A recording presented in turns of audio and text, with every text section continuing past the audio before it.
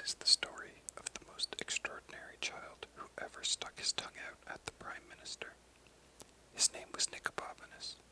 He lived a long time ago in a city called Venice, and he could do anything. Of course, not everybody knew he could do anything. In fact, only his best friend, Rosie, knew he could. And nobody took any notice of anything Rosie said, because she was always having wild ideas anyway. One day, for example, Rosie said to Nicobobinus, "Let's pull up every single weed on your doorstep." "Let's not," said Nicobobinus, which is what Rosie thought he would say.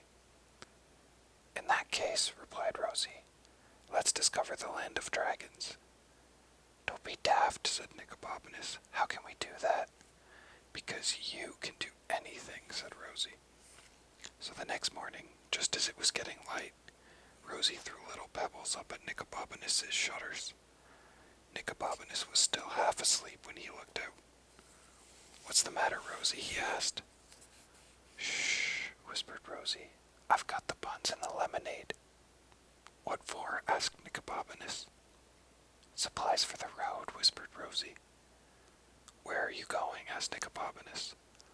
"We're going to find the land of dragons," whispered Rosie. "Don't you remember?" "Oh, I thought you might have forgotten about that," said Nicobobinus. "No fear," said Rosie. "It's one of the best ideas you've ever had." "Is it?" said Nicobobinus. "Yes," said Rosie. "What about the weeding?" said Nicobobinus. "Come on," said Rosie. So they set off through the early morning town. When they got to the end of the narrow street where they lived, they met a night watchman who said, "Where are you two going at this hour?" "We're going to look for the land of dragons," said Nicobobinus. "You can't do that at this time of the morning," said the night watchman. "Oh, yes, he can," said Rosie. "He can do anything." "Not during curfew," said the night watchman, but before he could grab them, Rosie and Nicobobinus were sprinting away as fast as they could. And they didn't stop running until they had crossed 3 bridges and tripped over a dog that was lying asleep under a garden wall. Rosie's bottle of lemonade smashed against the wall, and the dog leapt to its feet, barking as if it had thought Dog's doomsday had arrived. For a moment, they were sure it was going to bite them, but then it noticed the 2 buns that had rolled into the gutter, and it wolfed them down, barked, "Thank you," and ran off to tell its friends. "We're not going to get very far without supplies," said Rosie gloomily. "I wonder if I could pick up a few of those," said Nicobobinus, gazing up at an apple tree on the other side of the garden wall. "Of course you can," said Rosie. "Stand on my shoulders." So Nicobobinus stood on Rosie's shoulders and climbed onto the wall. But the tree was further away than he thought, and as he reached out, he lost his balance and fell with a crash down into the most magnificent garden he had ever been in. Nicobobinus looked back up at the high wall, but there was no way he could climb back. "What am I going to do?" he yelled. "You'll think of something," said Rosie yelled back, crossing her fingers very hard. "Oi," said a voice behind Nicobobinus. Nicobobinus didn't stop to look who it was. He ran straight into a tree. "Got you," said the voice, and Nicobobinus felt 5 thick fingers on his neck. "Ow," said Nicobobinus. "I've been waiting for you," said the voice, and Nicobobinus felt 5 more thick fingers round his wrist. But Nicobobinus did his old trick. Instead of trying to run away, which is, I think, what I might have done, he doubled himself up and went backwards as fast as he could, so the man's legs were knocked from under him, and he tumbled head first over Nicobobinus and landed in a pile of leaves. "Are you all right?" called Rosie, but she didn't hear any reply except for the man who growled, "Just you wait, both of you." "Oh dear," said Rosie, "sounds like trouble." And she was right. Chapter 2. What happened on the other side of the wall? Nicobobinus didn't stop to think. He just ran as fast as he could across the lawn, down the path, round a hedge, and into a little shed, and bolted the door. "Open up," cried the man, and the hinges creaked and the door shook as he banged it with his fists. "That door's not going to last long," thought Nicobobinus to himself, and he dragged a large old stone roller up against it. Open this door at once, do you hear? The man was shouting, but Nicobobinus didn't hear him. In fact, he didn't hear anything at all. He was too amazed by what he had found. You'll have to come out eventually, the man was saying, and the longer you leave it, the worse it'll be for you.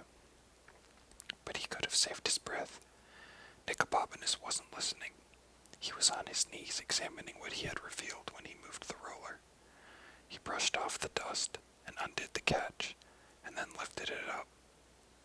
Right, I'm going to break this door down, said the man, and then, because he knew he'd have to repair the door himself, he added, Do you hear? But Nicobobinus didn't hear. Nicobobinus wasn't there. He had disappeared through the trapdoor he had discovered and was running down stone steps that were slippery with slime and that smelt of graveyards, and that went down and down, deeper and deeper into the ground until it became pitch black. Rosie, said Nicobobinus to himself, this is all your fault. He heard his heart pounding, and he heard his steps echoing along the dank rock of the narrow passageway that went down and down until all at once there was nothing, and before he realized he was falling in the blackness, he was. Several thoughts flashed through his mind at the same time, in the way that thoughts can. The first was something on the lines of bother, only a bit ruder. The second was a rather unkind thought about his best friend who had instigated this whole expedition. It involved her dangling over a snake pit while numerous fierce dragons flew at her, chanting, How could you do it to him? Poor Nicobobinus. The third thought was, suppose it's a well, a deep, unused well, with slimy, slippery slides that you could never climb, and icy water at the bottom that, at this point, he discovered it was not a well. He made the discovery very suddenly and very painfully. Oof, said Nicobobinus, and he lay there in the pitch blackness, with not a single breath left in his body, for what seemed like the whole winter, but was probably only a few seconds. He came to himself, in fact, just as a stone hit him on the head. Oof, said Nicobobinus again, then realized he could hear footsteps high above him. Stop, sir, he called out, but the footsteps kept on coming down. Aha, I've got you now, said a voice, alarmingly high above him. Oh no, sir, you mustn't, you don't understand, sir, said Nicobobinus. You can't come any further, I've got you, cried the man, and I shall beat every bone in your body until it is black, and... Nicobobinus supposed the man was going to say blue, but in fact, the next word he uttered sounded more like... It was not a word with which Nicobobinus was at all familiar, but he understood its meaning perfectly, and he moved smartly out of the way. Crash. Are you all right? He asked. There was silence. Nicobobinus felt his way back in the pitch dark until his hand touched the man's leather jerkin. The man was lying still as death, but he was breathing. I must get help, said Nicobobinus to himself, and he began groping around in the blackness to find another way out. When he found it, however, his heart sank. The only exit appeared to be a narrow gap down by the floor, no more than a foot high. I can't squirm through that in the pitch dark, he said to himself, but at that very moment he heard Rosie's cheerful voice behind him saying, You can do it. Nicobobinus span around, and there was, to his immense surprise, was nothing, just blackness, no Rosie, no anybody. But I don't know if it leads anywhere, he said to the voice in his head, and it's such a tight squeeze I might get stuck. He didn't hear Rosie's voice again, but he knew what it would have said, and that was how he found himself wriggling down a narrow passage of stone in the pitch black. He squirmed and he wriggled there in the black for a long, long time, and the tunnel didn't get any wider. It got narrower until he could hardly inch along it. I'm going back, he said to himself, but he didn't. He just kept wriggling and squirming, until suddenly he found he could stand up. He took a pace forward and immediately fell over some steps leading up. Ow, he said, although what he really meant was, thank goodness. He began to climb, and he was still climbing up some minutes later, round and round, up and up. It must be a tower, he thought, or the grandest house in Venice. But at that very moment, he saw a crack of light in front of him. He stretched out his hand and found himself touching a catch that clicked softly in the dark. A panel suddenly slid open, and Nicobobinus stepped through into the most amazing room he had ever seen.